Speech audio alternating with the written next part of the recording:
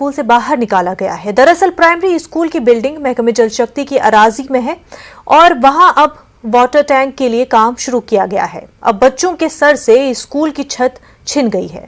पेश है हमारे नुमाइंदे आबिद हुसैन की रिपोर्ट।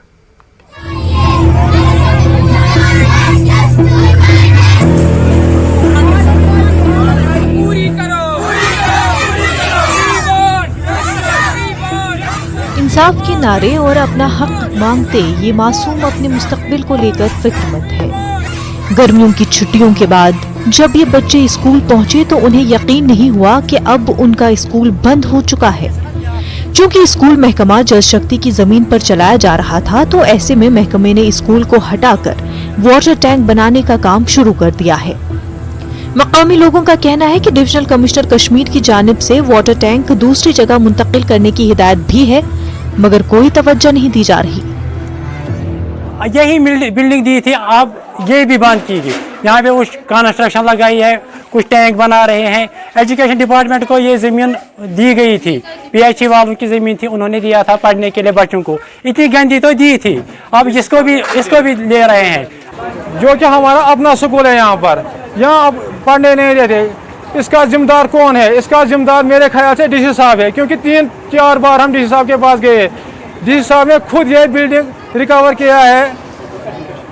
DC साहब ने ये बिल्डिंग दी, PHE वालों की बिल्डिंग थी, क्योंकि इस वक्त PHE वालों को 1 कनाल ज़मीन हमारे गांव में मैसर है, फिर भी वो छोड़ के यहाँ पर टंकी बना रहे हैं। असातिज़ा भी काफी परेशान है, वो भी बाहर सड़क पर बैठे हैं और बच्चों के मुस्तकबिल के लिए काफी परेशान है। असातिज़ा का कहना है कि उन्होंने अपनी हायर अथॉरिटी तक बात पहुंचाई है और अब वो इंतजार कर रहे हैं कि क्या फैसला लिया जाएगा। उनका ये भी कहना था कि वाज़े एडवाइजरी के बाद भी काम जारी है और बच्चे ठोकरें खा रहे हैं। यहाँ बच्चे नहीं पढ़ा सकते हैं, क्योंकि अगर कोई बच्चा इस गड्ढे में गिर जाएगा तो फिर डिपार्टमेंट को भी जवाब देना है और घर वालों को भी जवाब देना है और अपने ज़मीर को भी। इसलिए और इन्होंने कहा कि ये स्कूल का है ही नहीं, तो ये PHE का कुछ है, ये आपस का मामला है, हमें पता ही नहीं है। लेकिन हमें इन्होंने लिख कर भी दिया था DC साहब ने भी, लेकिन पता नहीं है इसका क्या मामला है।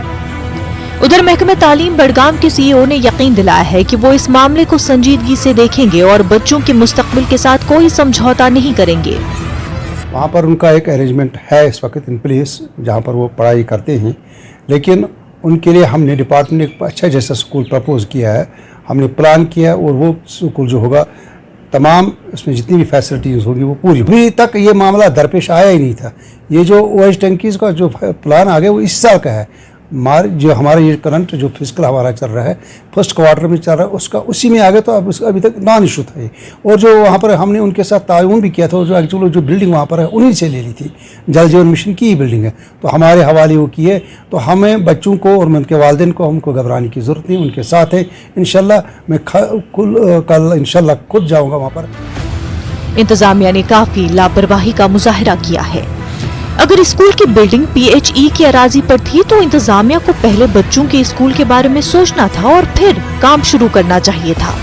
अब जबकि बच्चे तालीम की प्यास को लेकर स्कूल पहुंच रहे हैं तो देखना होगा महकमे जल शक्ति उनकी प्यास बुझाने के लिए क्या रास्ता तलाश करता है।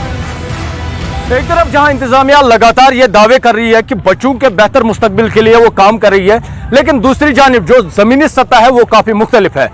बड़गाम का बिकमनार इलाका है, यहाँ पर बच्चों को पढ़ने के लिए एक बिल्डिंग दी गई थी, लेकिन आज वो बिल्डिंग महकमा PHE इस्तेमाल कर रहा है और बच्चों को बाहर धकेला गया है। अब लोग लगातार यही अपील कर रहे हैं कि जिला इंतजामिया से इन बच्चों की तरफ तवज्जो दी जाए और इनके बेहतर मुस्तकबिल के लिए स्कूल का इंतजाम किया जाए। न्यूज़ 18 नेटवर्क के लिए बड़गाम से मैं Abid Hussain. Government girls middle school Rajpura के बच्चों ने स्कूल की इमारत कॉलेज को देने और स्कूल को दूसरी सरकारी इमारत में मुंतकिल करने पर इंतजामिया के खिलाफ एहतजाज किया। गर्मियों की छुट्टियों के बाद बच्चे स्कूल आए। इमारत में BSF के एहलकार थे जो बच्चे सड़क पर निकल आए और मंडी पुंछ रोड ब्लॉक कर दी। SHO और तहसीलदार ने मौके पर पहुंचकर बच्चों से बात की और उन्हें यकीन दिलाया कि उनका मसला हल किया जाएगा और ट्रैफिक को बहाल किया गया। 3 साल से बाद स्कूल खुले थे तो हम जब यहाँ आए थे, यहाँ कॉलेज वाले घुस गए थे, हमें ऊपर दिया था। तो अब 10 दिन की छुट्टियाँ पड़ी है तो हमें आर्मी वाले घुस गए, वहाँ जगह नहीं है, खाली 2 रूम है, वहाँ 8th और 7th बैठेंगे या बाकी स्टूडेंट बैठेंगे। हमें यही स्कूल चाहिए जहाँ हम 3 साल से पहले पढ़ रहे। आज सर ये बच्चे आज 2-3-4 साल से परेशान हैं। कभी बच्चों को उधर ले जाया जाता है, कभी उधर, वहाँ पर भी बिल्डिंग नहीं है। असली बिल्डिंग जो है बच्चों की यही मिडिल स्कूल है, यहाँ पर बच्चे पढ़ते थे। अब उसके बाद पार्ट टाइम भी कहा था कि जब तक कॉलेज का शेड बनेगा तब आप अपनी बिल्डिंग दीजिए। तो कॉलेज के शेड बनने में आज 4 साल गुजर गए। जिला उधमपुर में दिए खित्तों के तलबा और तालिबात ने वसाइल की कमी के बावजूद जेके बोस के नतीजों में अच्छा मुजाहरा किया है। रामनगर में गवर्नमेंट हाई स्कूल बधूले की रितिका शर्मा ने शानदार कामयाबी हासिल की है। उसने 10वीं जमात के इम्तिहान में 99.8% से ज्यादा नंबर हासिल किए हैं। रितिका ने 500 में से 499 नंबर हासिल करके टॉप किया है। गरीब घराने की रितिका जम्मू के समर जोन की टॉपर बन चुकी है। रितिका के वालिद PWD डिपार्टमेंट में डेलीवेजर का काम करते हैं। रितिका ने सरकारी स्कूलों के टीचरों की मेहनत को सराहा है।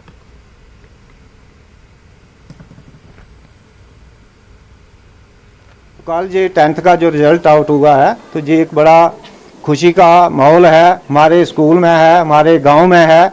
बच्चे जो हमारे स्कूल के हैं, जहां 200 के करीब बच्चे पढ़ते हैं, काफ़ी खुश हैं कि हमारे गवर्नमेंट स्कूल से भी जो है ये पोजीशन आ सकती है। मैंने 499 मार्क्स अचीव किए हैं तो मुझे इस पर बहुत खुशी है और मेरे पेरेंट्स को भी, मेरे सभी रिलेटिव्स को भी बहुत खुशी है, मेरे टीचर्स सभी, उनको सभी को बहुत खुशी है इस पर।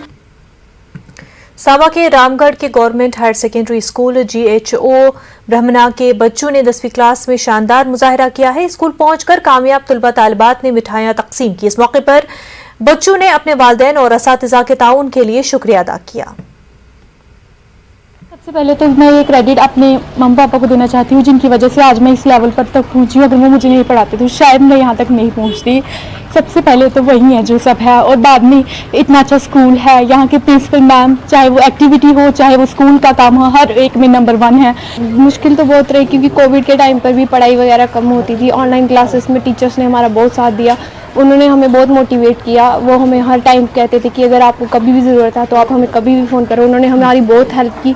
तो सर बहुत रही थी, जैसे ऑनलाइन स्टडी में नेटवर्क की प्रॉब्लम थी। हमारे जैसे रामगढ़ ज़िला है, यहाँ पे नेटवर्क की बहुत प्रॉब्लम रहती थी, लेकिन टीचरों ने हमारी बहुत हेल्प की। बहुत दूर स्कूल है, गांव का स्कूल है, उसके बावजूद मेरे स्कूल के बच्चों ने एक तो यहाँ पे पोजीशंस आई हैं A1 जिसको हम कहते हैं, और साथ में 26 डिस्टिंक्शंस आई हैं। तो मैं ये कहना चाहूँगी कि गांव में इतनी मुश्किलों के बावजूद यहाँ के पेरेंट्स ने बहुत साथ दिया। मेरा स्टाफ A1 है, बहुत ही अच्छा स्टाफ है। मैं नहीं मानती जितना मेरा डेडिकेटेड स्टाफ है इतना शायद कहीं और मिलेगा। कल जम्मू कश्मीर बोर्ड ने 10वीं जमात के नताइज का ऐलान कर दिया, जिसमें खोड रीजन की भारती शर्मा ने 500 में 498 नंबर हासिल करके अपने वालिदैन और स्कूल का नाम रोशन किया है। इस दौरान भारती शर्मा को उनके स्कूल में एजाज से नवाजा गया। इस मौके पर भारती शर्मा ने अपने असातिज़ा और वालिदैन का शुक्रिया अदा करते हुए कहा कि आज अगर वो इतने नंबर हासिल करने में कामयाब हुई तो ये उनके असातिज़ा और वालिदैन की मेहनत का नतीजा है। मेरा ये मानना है कि आज यहाँ स्कूल ने मुझे सम्मानित किया, ये प्राइज़ दिया, तो मैं बहुत खुश हूँ। और ये मेरी मेहनत तो थी, लेकिन मेरे टीचर्स का फुल सपोर्ट था। मैं अपने सभी टीचर्स, पेरेंट्स को इसके लिए थैंक यू बोलना चाहूँगी। हमारे स्कूल का नाम और इस इलाके को रोशन करने के लिए सारे बच्चे कड़ी मेहनत किया। खासकर भारती शर्मा ने 99.6% लेके इस क्षेत्र का, इस स्कूल का, अपने माँ बाप का, टीचर्स का नाम रोशन किया है। कठुआ के चढ़वाल